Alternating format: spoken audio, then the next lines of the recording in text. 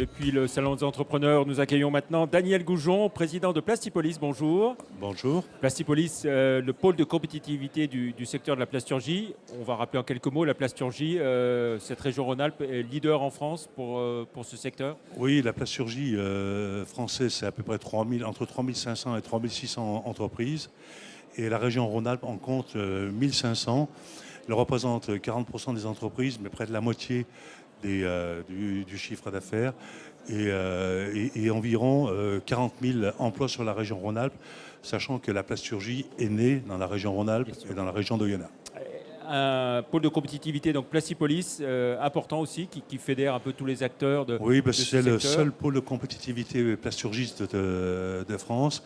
On a plus de 400 adhérents, dont 250 entreprises, 90% de PME, et le reste étant des centres de recherche et de développement et de formation, et environ une soixantaine d'institutionnels.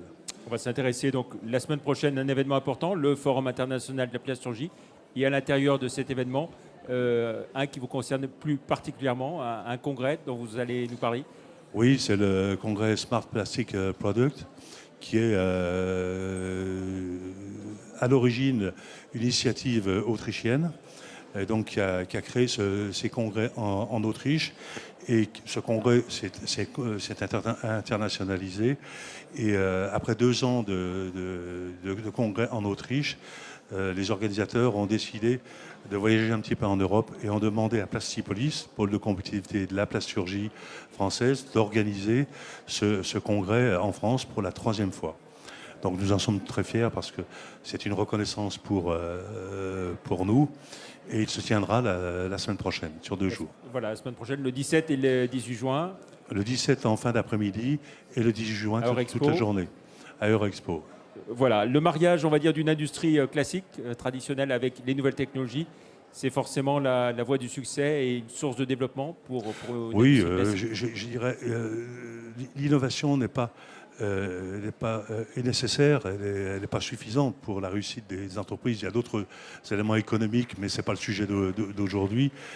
Mais l'innovation est capitale pour les entreprises françaises si elles veulent avoir un plus différenciateur par rapport à leurs compétiteurs qui viennent de tous les coins de la planète.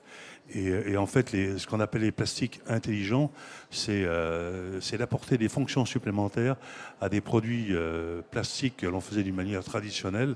Alors, je ne partirai pas du porte-clés, mais... c'est tout ce qu'on appelle la plastronique, c'est ça ? Oui, et il y a la plastronique, donc c'est l'intégration de circuits électroniques, de circuits électriques à des pièces en plastique qui les rendent beaucoup plus fiables, beaucoup plus solides, et en fait qui rajoutent des fonctions, des plus différenciateurs aux produits. Mais vous avez également aussi dans l'emballage des produits qu'on va qualifier des emballages intelligents et actifs. Et tout ça, c'est créateur d'emplois. Et tout ça, bien sûr, c'est créateur d'emplois. On considère que le marché des produits intelligents sur le monde est de l'ordre de 2000 milliards d'euros. Si on essaie de voir quelle est l'ambition de Plastipolis, au-delà de ce congrès, la semaine prochaine, si on devait la résumer d'une formule.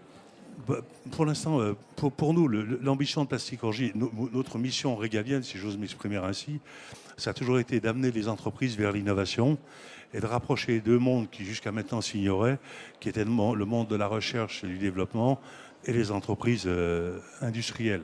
Et on avait l'habitude de dire qu'entre les deux, il existait la Death Valley, donc la vallée de la mort.